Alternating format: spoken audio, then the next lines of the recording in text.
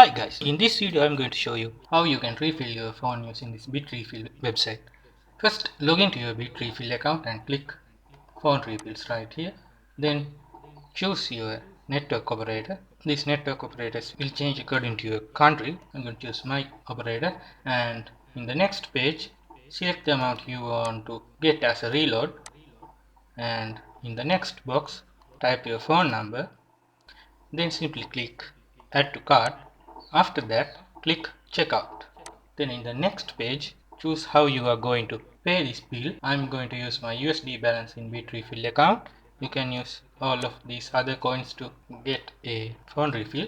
I'm just going to use the USD balance as I told you before, and after all of that I have to confirm this payment. Alright, yep, looks right. Let's click confirm payment.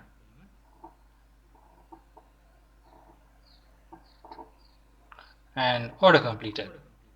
Also, I just got a message that I got 50 rupees to my phone balance.